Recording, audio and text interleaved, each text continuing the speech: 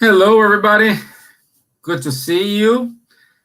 Today it's Thursday, 7:15 in Ireland, and I would like to open the bridge with United States. It's already been opened. We have our dear guest here, Dr. Vanessa Anseloni. She's a special friend and a wonderful person who is looking after our group since the beginning. Since the beginning, I would say about 2010. Yes. Yeah, 2010. Yeah, because in 2010. So it's a great pleasure to have her here. I know she has a very busy schedule, a very busy agenda, especially in these times. Everybody asking for talk, for this, for that. But anyway, we couldn't find a time, and I'm so glad she's here, and today she's gonna talk the mental health in the pandemic time. It's a great topic. It was requested by our people here in Ireland because what we have seen so far, a lot of people need to learn how to deal with all these changes in society, changes in behavior, changing relationship, changing in how you interact with your neighbor. So it's a lot of changes, and some people sometimes are not used to it or are not comfortable to it. Okay, so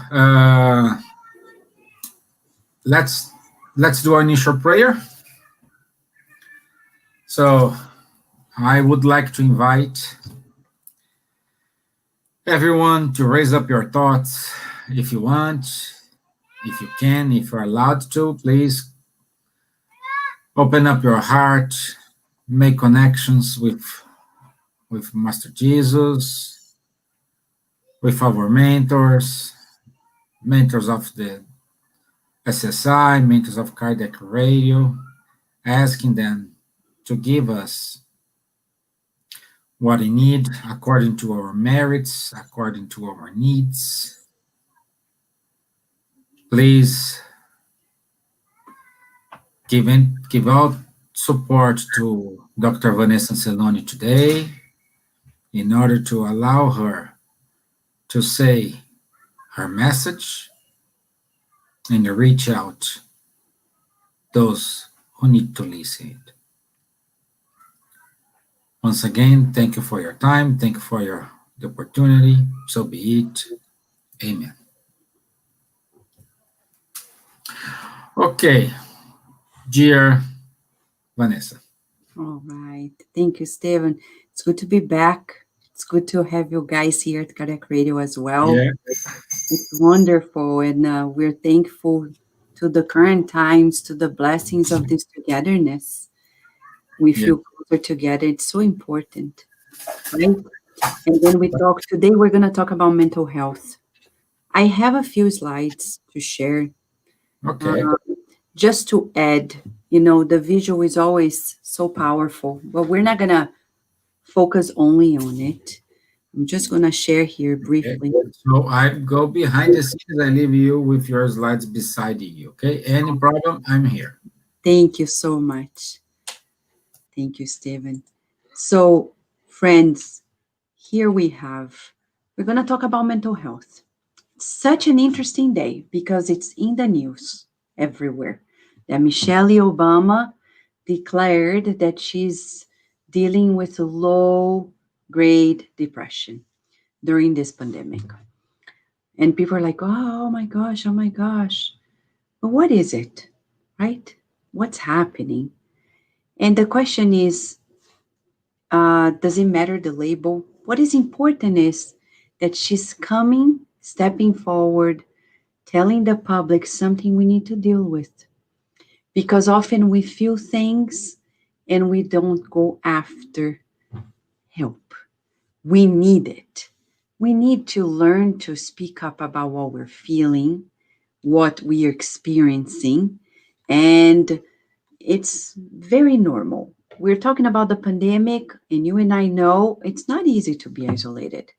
I know we're not 100% isolated because we have the internet, we have phone, we have we can even go out of our house and walk around the block or do essential things for those who are not in the forefront and they need to do much more than that. But there are lots of restrictions, and that's a problem. Of course, it is because it's not natural. We're restricted. We're not allowing the natural flow of our relationships to happen as we used to. The hugs, right? The natural interaction, the conversations, and it's a lot about stress. Okay, so here we have it. We're talking about a lot of stress, and when stress happens continuously, we enter what we call chronic stress. Chronic stress is a super problem. Because stress is not a problem at all. Stress is just a response to change.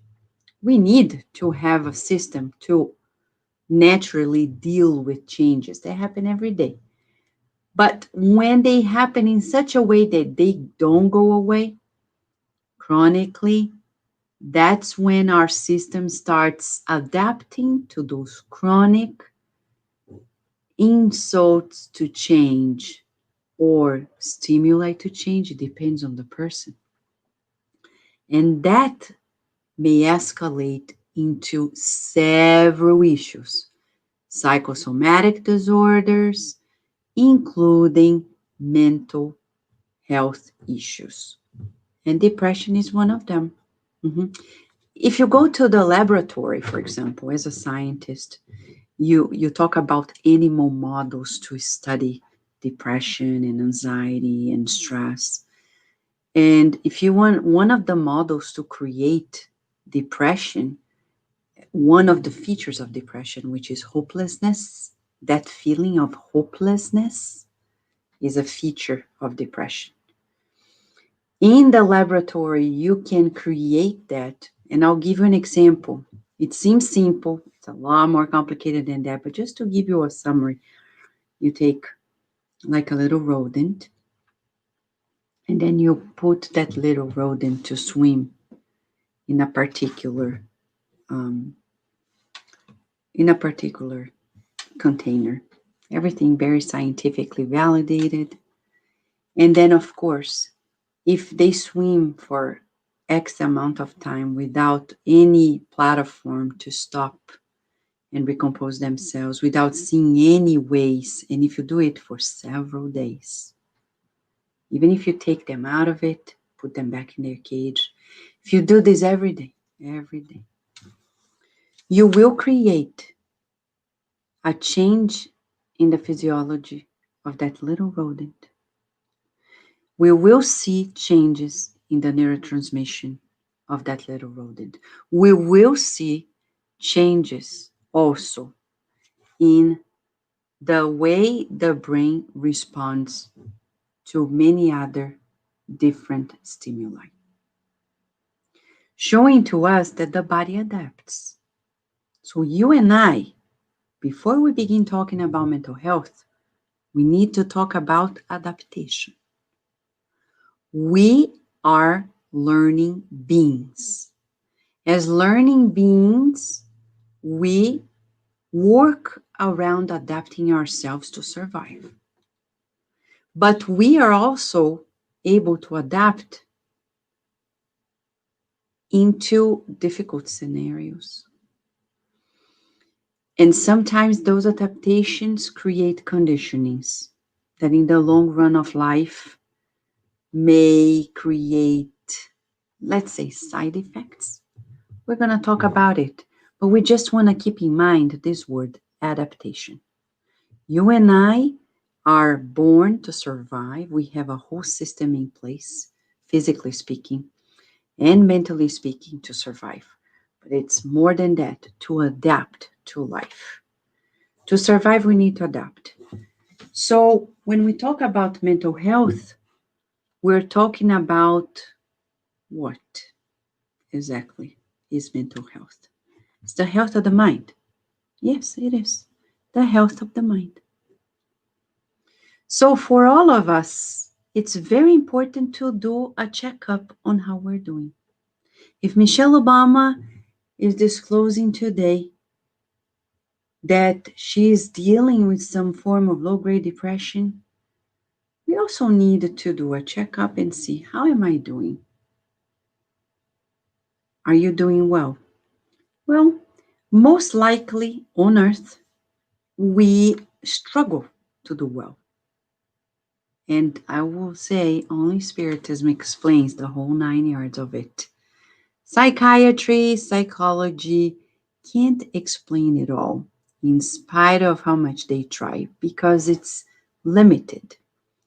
It's the paradigm that we still use to understand the human mind in psychology and psychiatry needs to be improved, needs to be expanded. And Spiritism has an all encompassing understanding of the human mind. We understand that the mind is not in the brain. That's a big deal. Because if you take any pill, it's going to be a band-aid, but it's not going to help in the long run of life. Oh, I'm feeling anxious. Okay. If the doctor thinks you need to take some anxiety pills, you may take them. But that doesn't solve the problem, because we're going to see here today, the problem is deeper than that. It's not in the physical body. Let's take a look at a book that we'll recommend to you. Of course, this book is first in Spanish, and this book will share with you. It's a fantastic book. Amália Domingo Soler, the Spanish medium.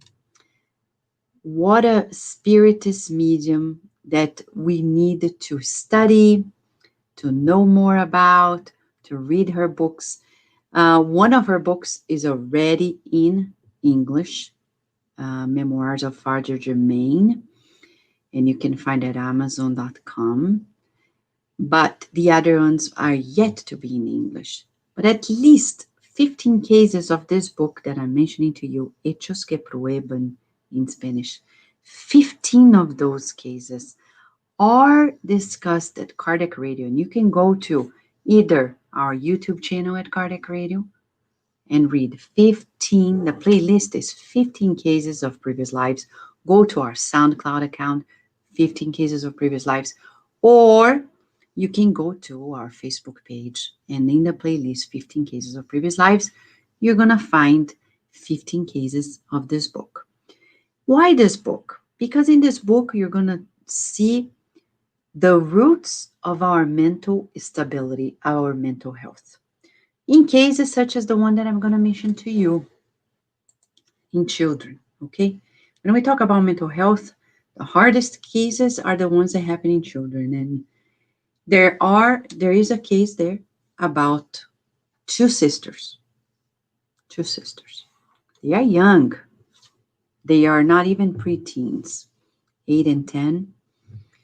And they live in a poor family, and one of them cannot walk by herself.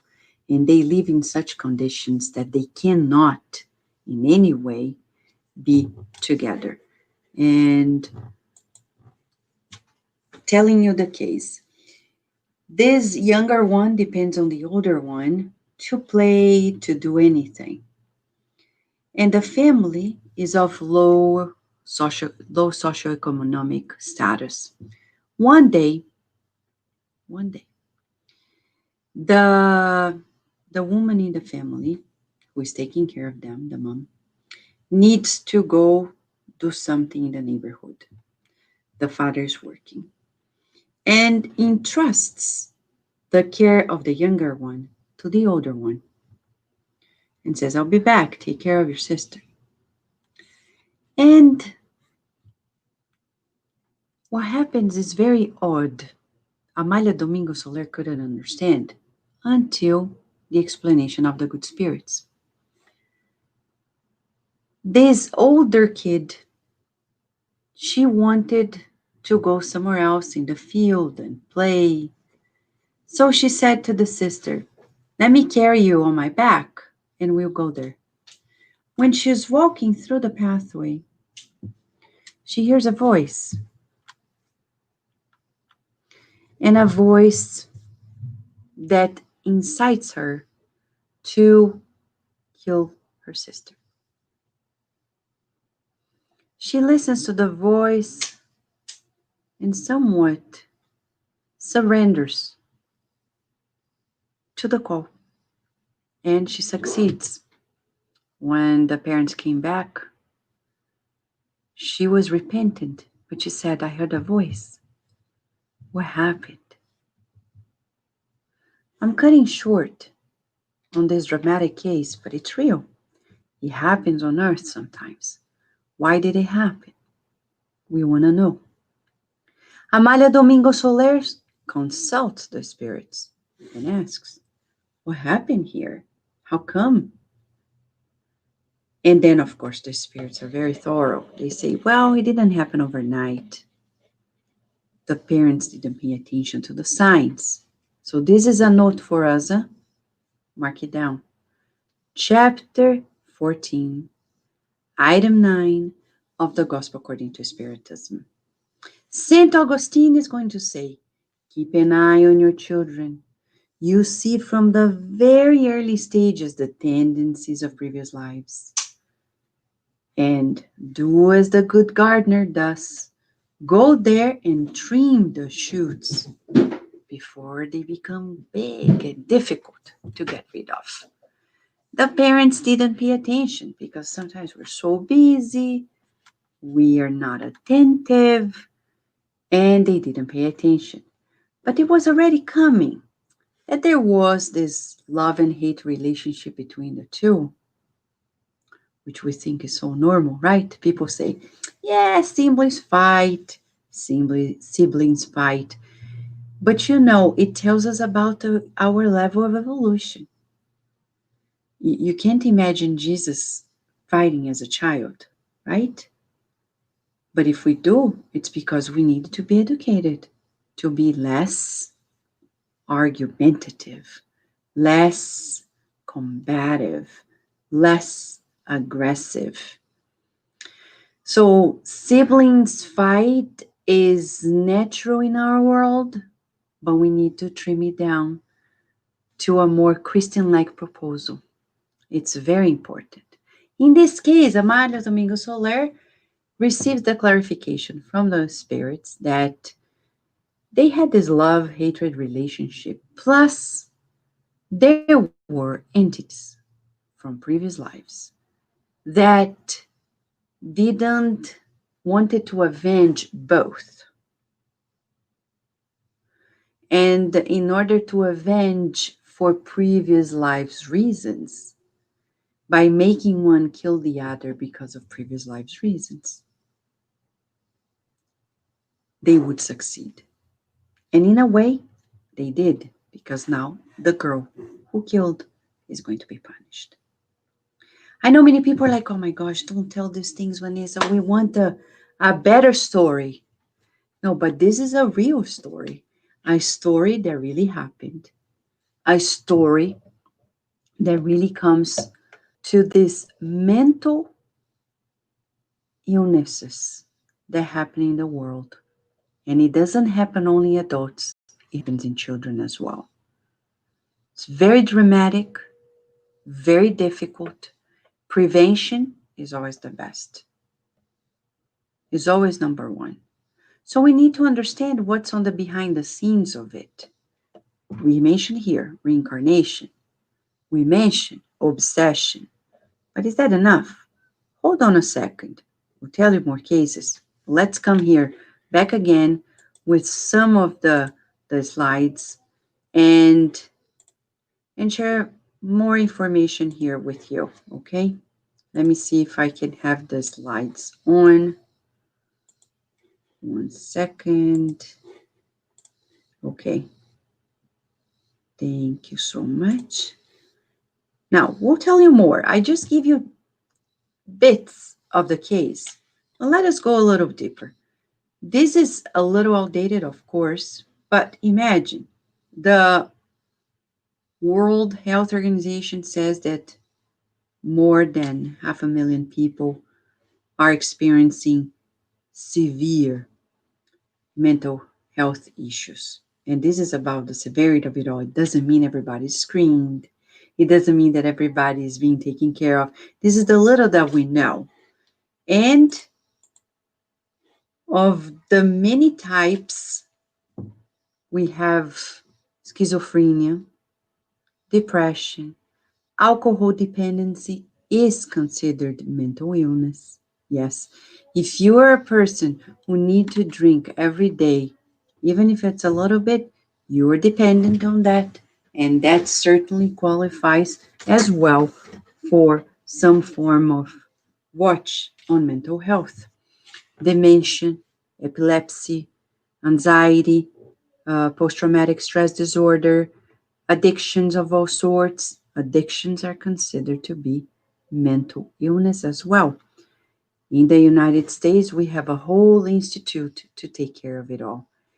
13% of the global disease burden is on mental health, related to mental illnesses in general. The prediction is that in 10 years, by 2030, depression will be the second highest cause of disease burden. Now, with the pandemic, we see that this is coming closer because many people are super stressed, which is natural. We are anxious. Some people are experiencing panic attacks, and then depression comes next. What do we do? How can we understand it? Now, we love recipes, huh? We do. Who doesn't? I love it too. I love to cook. Do you like to cook? We love to cook, right? But the thing is this, sometimes I look at a recipe and I doubt that this recipe is really gonna work. Probably because I'm not a real chef. Because a real chef would look and say, oh, this is gonna work. Actually, I will add even something else or get rid of this or change this. But since I don't understand much, I may not believe the recipe. But we tell you, Spiritism has a very clear cut explanation about mental illnesses in general. We don't want to be simplistic, but if we want to go to the root cause of it all, where is it? Is it in the brain of the physical body? No. Some people nowadays are talking about the gut, bacteria in the gut, and how it affects our neurotransmission and how it affects our mood disorders. Yes, they are correlated, but where is the root cause of it all? Where does it lie? Certainly not in the physical body, because no two depressions are alike. You may find two people who are diagnosed with depression and they have different features. So, and even the medication may not work the same for them because the root cause is not in the body. Where is it? Now we're going to ask Spiritism, the Spiritist science, to lead the way.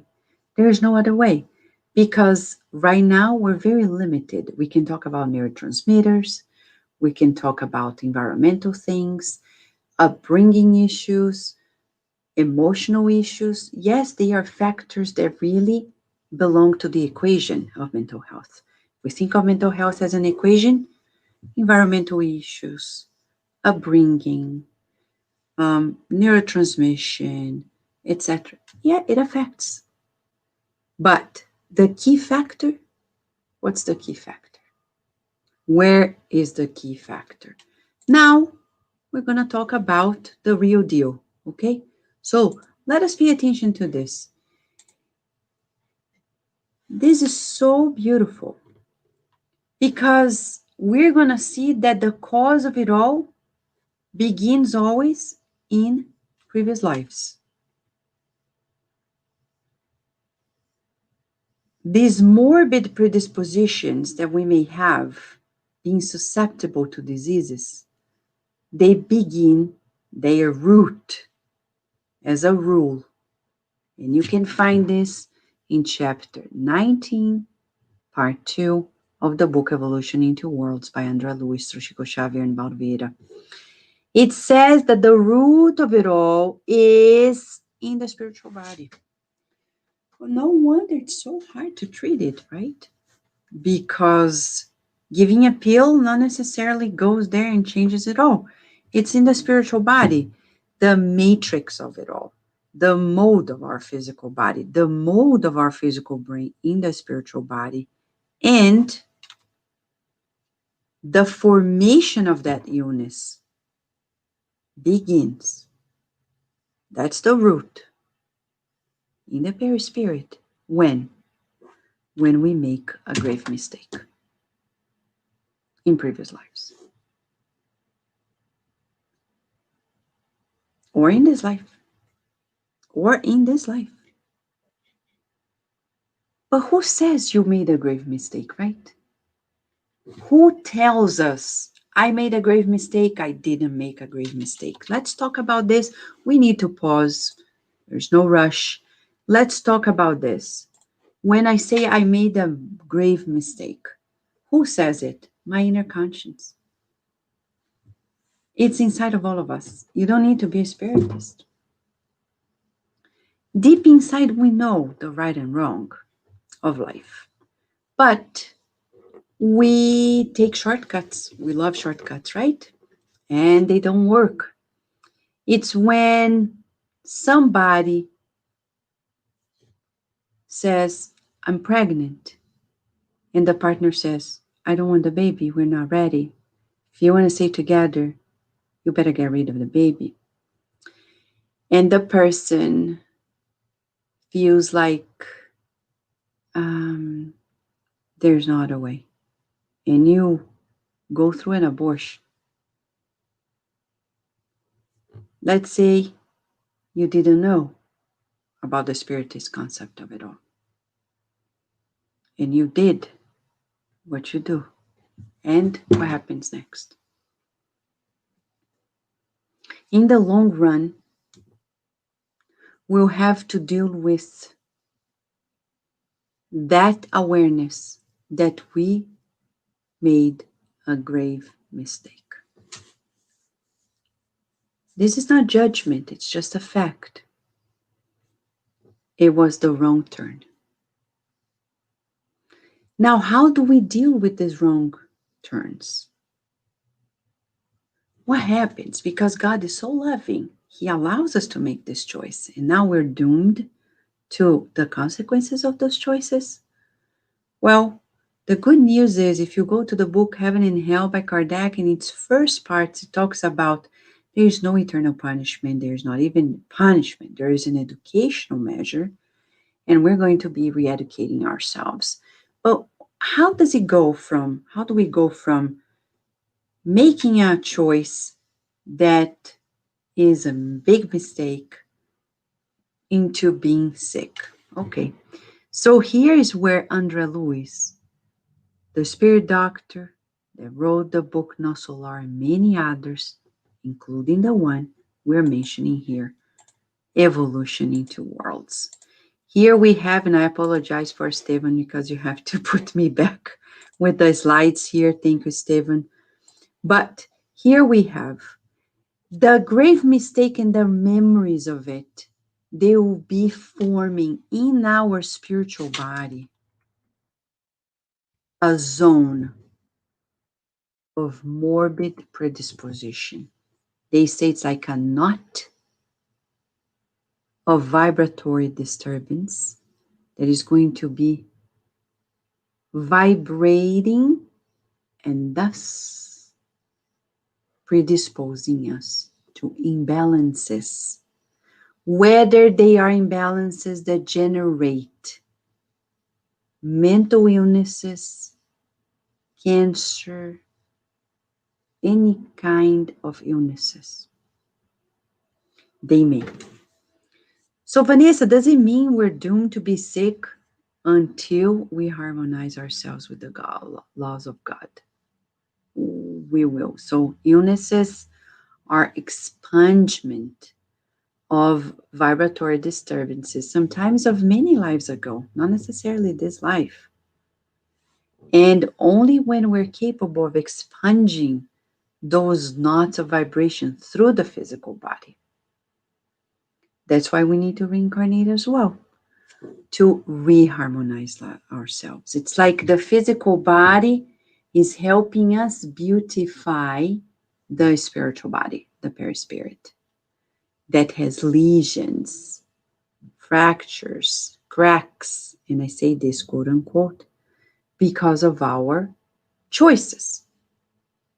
Mental illnesses are within this realm. So, am I born susceptible to depression? You may, not necessarily because of a parents. No, when we talk about genetics, the parents don't pass on anything that we don't attract ourselves.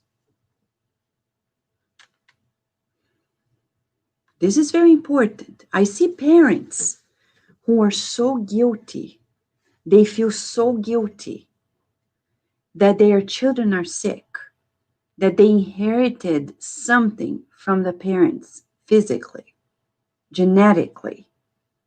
But our children are not going to inherit anything that doesn't belong to them, because we are magnets. Our minds attract the gene pool that we need. You can read more about it in the book Missionaries of the Light by André Luiz through Chico Xavier. The whole case of Sigismundo, how they planned his reincarnation. And then it's clear cut to us that nobody's going to attract a gene pool that we do not need. We only have the body that we need, not that we deserve. We have the family that we need, the body that we need. We're born in the place that we need. Not necessarily that we deserve, because we all deserve the best because we're children of God. We do. But because God is educating us, we need this family, this body, these specific predispositions that we created. So the little girl who heard the voice and one day surrendered to killing her sister, she wasn't mentally ill overnight.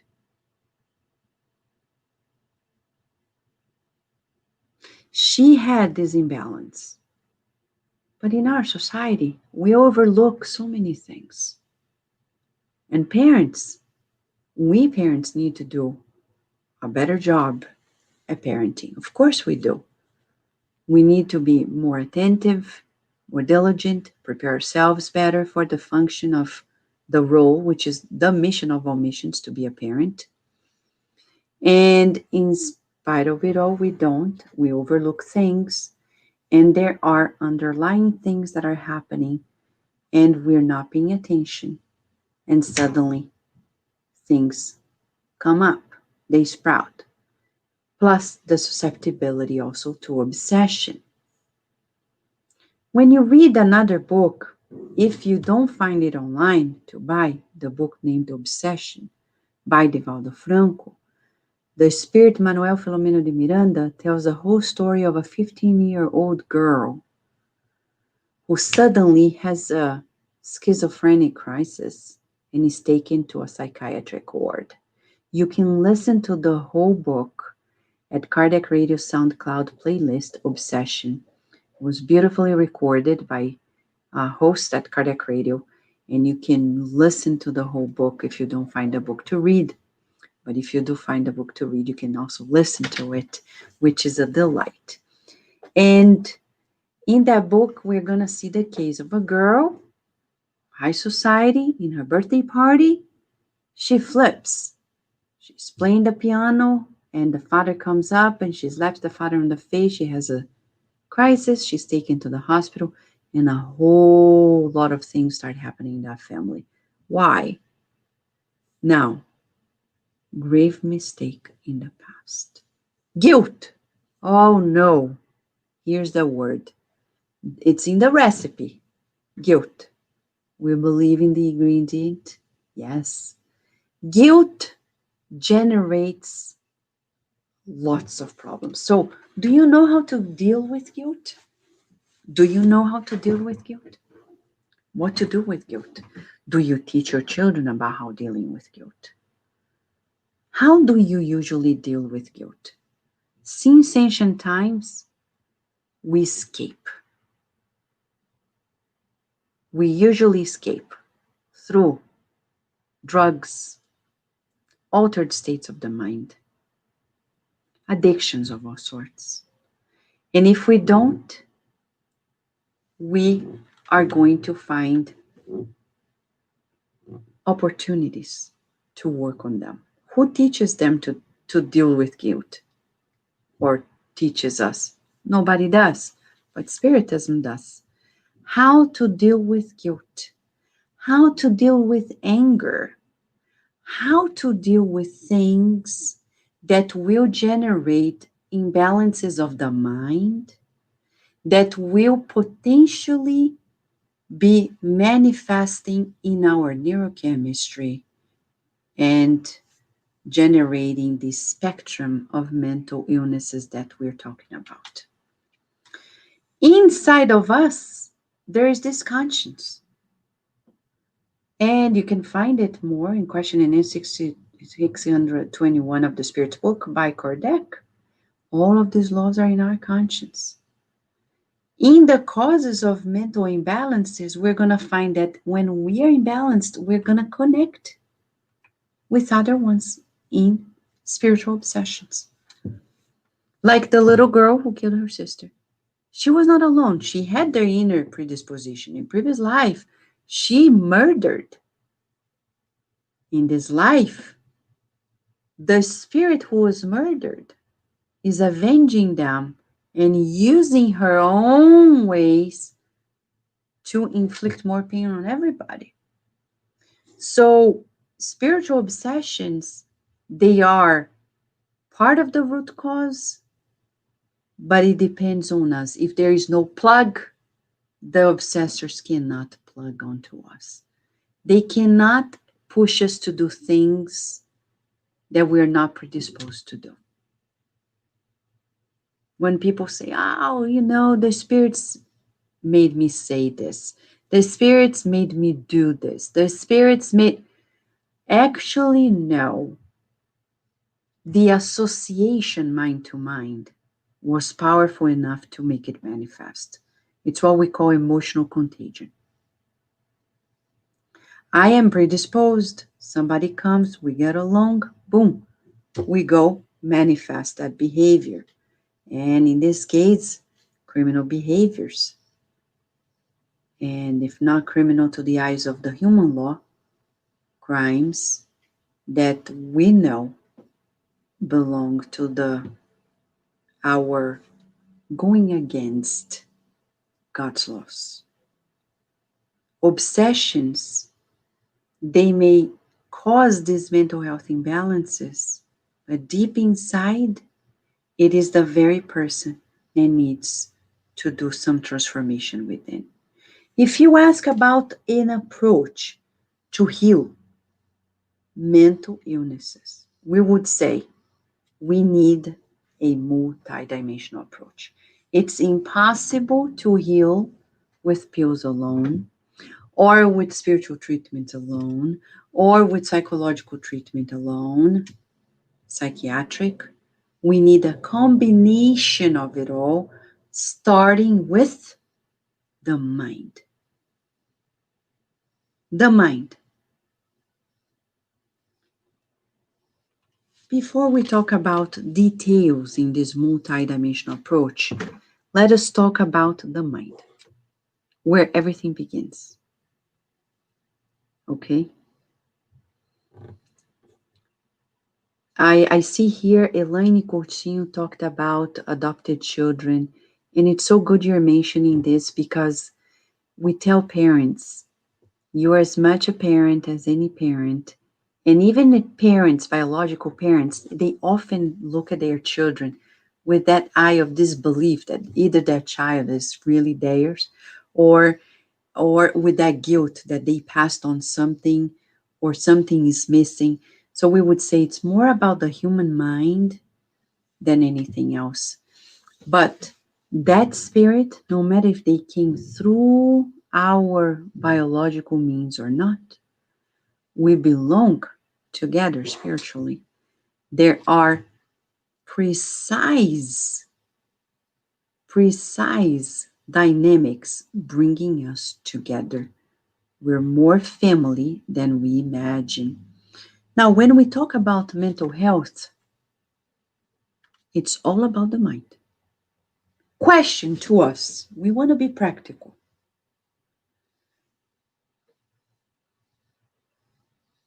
Do you pay attention to what is happening in your mental field? What do you mean, Vanessa? What do you often think every day? What do you often feel every day? I don't know, so many things, but there's a pattern. Take some time to write down, to observe. What are your constant, most common thoughts and feelings?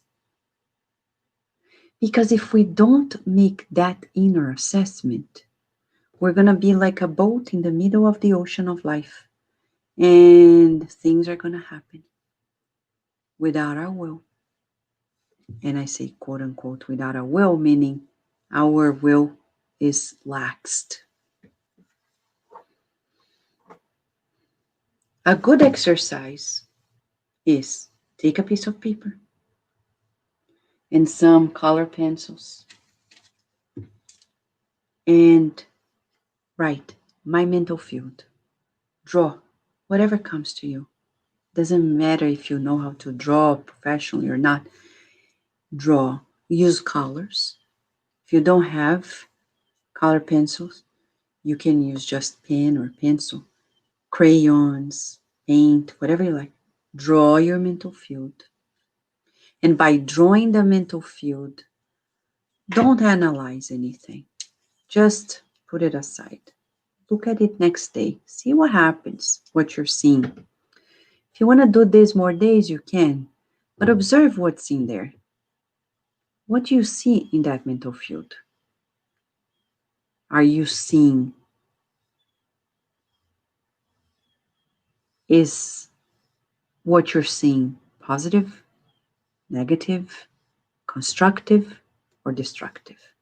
Now, this is key for us to identify whether our mental field is filled with constructive ideas or destructive ones.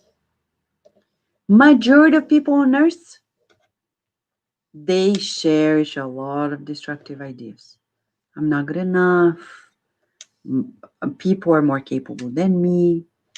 And it's always about self-doubt. And even the doubt, we project that doubt in others too. And then we become sarcastic. We have this very acidic sense of humor. And then our relationships perish. No wonder we're going to start seeing our mental health crumbling up.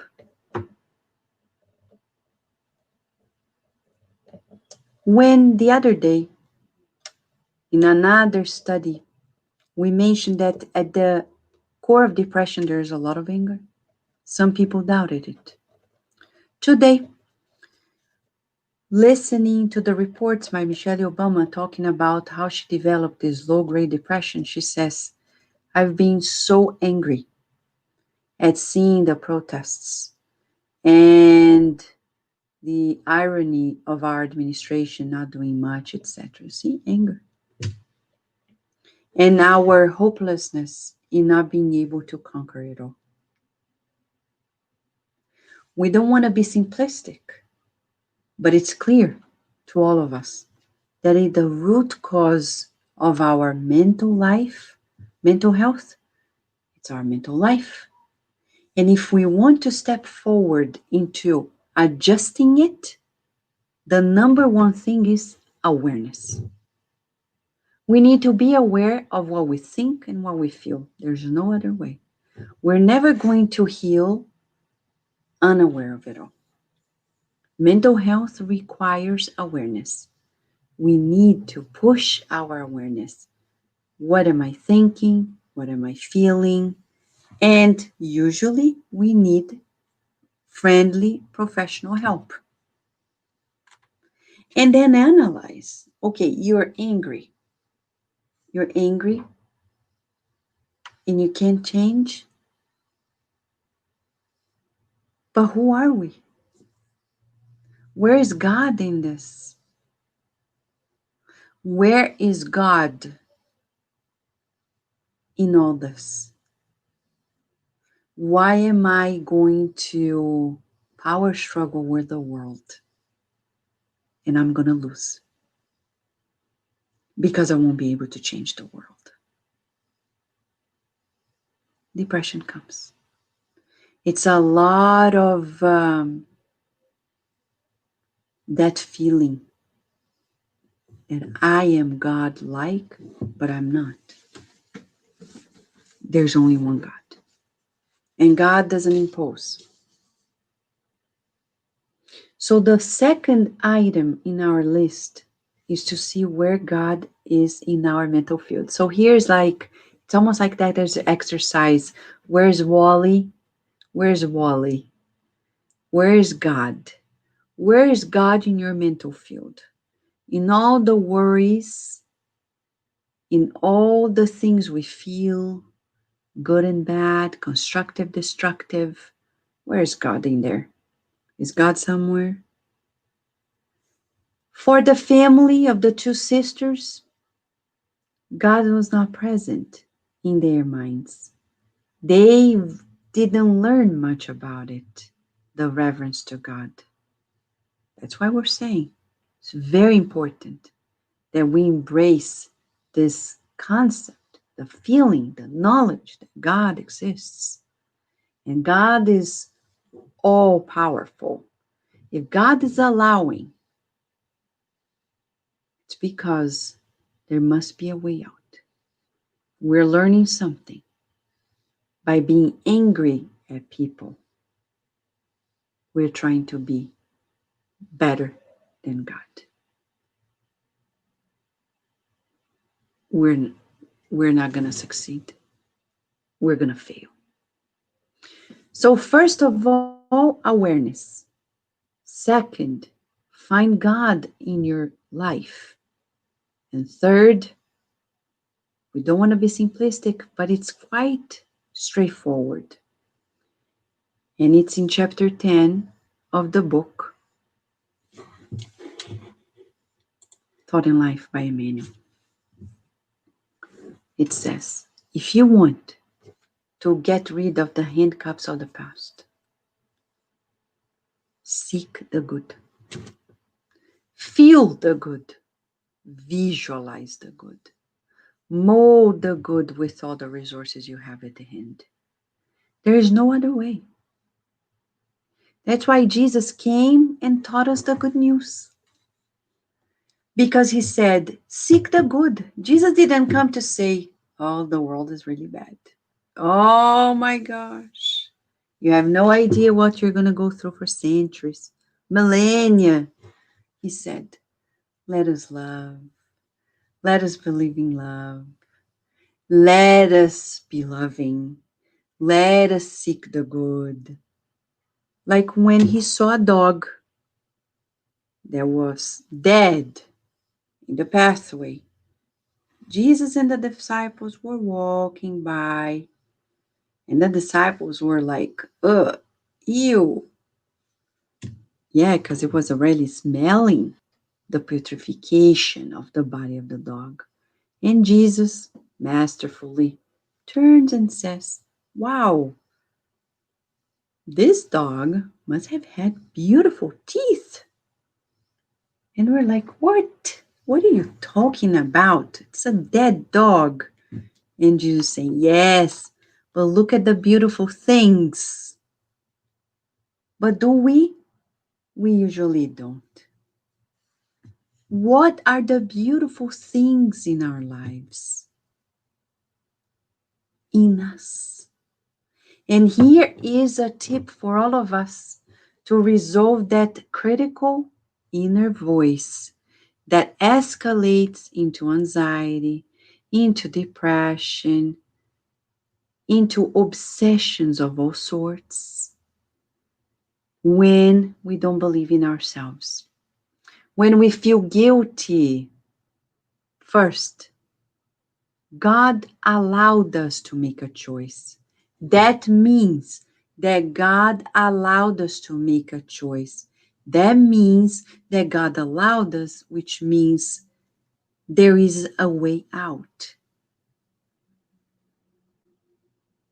There is always a new beginning. And look at Paul of Tarsus, the inspiration for us. Huge mistakes. And yet, when he found out the mistake, he turned it around and worked laboriously to the new beginning. Who doesn't make mistakes? It is on us to begin anew, to punish ourselves, to be depressed, to be angry at ourselves. It's as if we're looking at God and saying, sorry, God, but you're so stupid you didn't know what you created. How arrogant of us to say that when we look at ourselves in the mirror and we don't believe in ourselves. It's as if we're looking at God and saying, nonsense when you created me. And we're going to pay a high price for trying to battle against God. And depression is one of them. I don't want things my way, like Frank Sinatra. No, not my way. We want God's way. Because our way, we've been there, done that, and look at us. Pandemic is here telling us, turn it around. So now we have a choice. Be aware. What is in my mental field? Coach ourselves to the good. Hold on to God and say, I will choose constructive things. For people who are already struggling with mental health issues, patience is in the recipe too. But we would say it's not enough to take a pill. It's not enough to go to a psychiatric hospital and stay there. Because if we don't coach our minds to constructive thinking and discipline our emotions, disciplining our emotions. I remember a year ago, we were visiting a patient who was temporarily in the psychiatric hospital. While waiting, we listened to the case of a family nearby who was visiting one patient. And this patient was angry. And the family was trying to calm her down. And she was saying, no, I'm not going to forgive him. I'm not going to forgive him. Okay, now we understand why we are there in the psychiatric hospital. Cleansing the hearts. Impossible to be mentally healthy if I hold on to grudges. If I justify my resentment.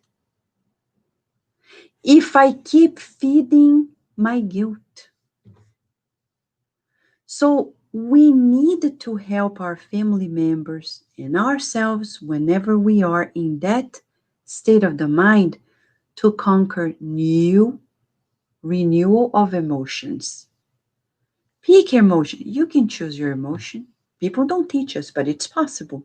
You choose. I'm feeling sad. Okay. Do I want to continue feeling sad? No. What do I do? Well, say a prayer. Count on your guardian angel. Do something for others, because when you help others, without charity, there's no salvation. When we help others, we're going to encounter a new oasis for our mental health. Bathing in new waters of kindness, of friendship, of gratitude, of joy.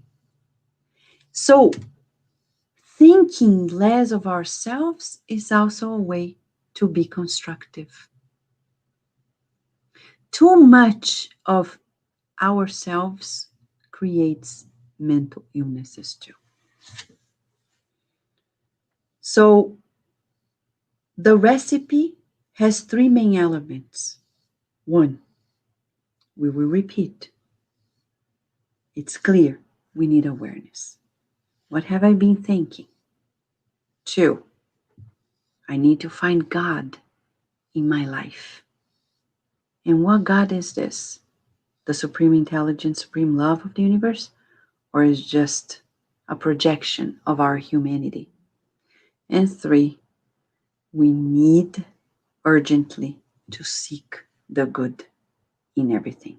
Make an effort to feel the good, to visualize, be positive, and thus, by counting on the help of professionals, medication, and even spiritual treatment, will certainly succeed in conquering a better state of the mind, new quality to our mental health. We're going to stop here and talk back with Stephen and you friends if you have more questions and comments. I'll spend here all day listening you So much to and learning. And Spirit is learning. fascinating. It's a marvelous. It's so tricky how everything connects. It's but what do you say for those who in this moment perhaps they lost the family, a member of family for the COVID, and they are blaming God. And they are angry at God. Mhm. You know, the loss of a loved one, Stephen, is considered in psychology a high stressor. Mhm. And for us in Spiritism, we understand the feelings of separation, sudden separation. It's natural. We shouldn't fight against it. You need to cry, we would say, cry. Cry. Yes, wash. Sometimes I tell people, you didn't invent the tears. If you don't allow the divine tears in you to roll out, you're not going to cleanse your heart. So cry. It's okay. Cry, cry. Turn on the shower. Cry underneath the shower. Allow those waters to shower away. But in prayer, we would say, Stephen, pray that God help us heal that pain, but not struggling or fighting with God. We say, God, I'm so shocked. We need to talk with God like that, like a child to a parent. And you say, God, I I really, really am shocked. I don't get it. I didn't see it coming. But you know the way. Please help me. Help me heal this pain. Help my family, our family here, understand all of this. We trust in you. Aha. So that's the thing. If we're struggling with God, then the one you're struggling with is not God. Because the God that we know, it's impossible to struggle with. because God is all love. Then it's just a concept that we need to revisit. So we would say maybe that's one of the reasons why we need to go through this, Mm. right? The learning experience, right, Stephen? Yeah, and Kardec Radio is rich in New Zealand. Oh, that's nice. Huh? We are Renato. rich in New Zealand, so it's so wonderful. Yeah, everybody agree with me. I could listen you all leaving, Vanessa. So I wish I could be here with you guys all night long. So yeah, yeah. Just follow Kardec Radio program. You will see her talking. and many Download the app. more. Download the app. Follow us. So you're gonna have more about Vanessa as well. One last question we have here is how how to accept that we need to move on. That's why we need many reincarnations, right, Steve? And you have like just 2 minutes to answer. Yeah. Well, we have many lives, but we say with God, we need to go within and rediscover God. I think in this pandemic, if I may say something, just to finalize, one of the greatest discoveries about God. People need God more than ever. But what is God? So, a big, big, big opportunity for us in Spiritism to share that answer of question 1 in the Spirit's book. God, so powerful, but where is God right now? We needed to revisit it and feel it. It's not only to know here, but to feel. And to feel, we would say, breathe. Because at each breath, God is saying, come on, you're here with me. That's it. My dear, what I have to say, kiss in your heart. Thank you very much. It was wonderful having you here with us, sharing this moment, especially giving us the opportunity to broadcast along with Kardec Radio. Thank you. And I learned with you about try and keep everything in English. So I'm doing it. It's tough, it's difficult. Many people do not understand, but we are here doing. But just one last question here from Tanya. Okay. And then if you don't have time here, you can answer later. I can send to her. A few Sure. days ago, I met my cousin who was really delayed by road works, and as she described it, it said it is great. They are doing a really good improvement on the road. I was struck by this, as most people would perhaps be annoyed or frustrated at being delayed. I think it would be great if there were more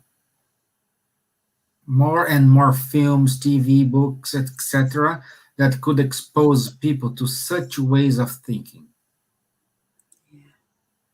And Yeah, she's asking, right? Is there anything that you would recommend in particular? I think she's talking about positive thinking. Mamma mia. Tanya, that's a beautiful question. And we would say, thank God, besides the Spiritist literature, which is all about the positive, always, always, always. Read the book, Good News, which, by the way, is being published by the Brazilian Spirits Federation very soon. It's probably a month or two away from being released. That book is all about the positive. But, good news. yeah, the Good News by Humberto de Campos through Chico Xavier. Mm. It's coming, it's coming, it's coming. But we will say this. Besides the Spiritist literature, you're going to find Louise Hay's books. We recommend Louise Hay's books and the YouTube videos, affirmations, Wendyers. There is one. Change Your Thought, Change Your Life by Wayne Dyer. Read it or watch the DVD. It's all about this positive thinking, how important it is, and how it relies in ancient Eastern philosophy like the Tao from Lao Tzu. And it's here on earth for us. It's just a matter of us seeing it. So, a good exercise for us is to always breathe and feel that your breath is God's sponsorship on you. Okay? Yeah, great. So, that's it. Thank you very much. Welcome. And as tradition here, can you do the final prayer for us? Oh, sure. Thank you. I will. Let us pray, friends, because in prayer we Let's renew pray. ourselves. Right? Let's breathe. Let's pray.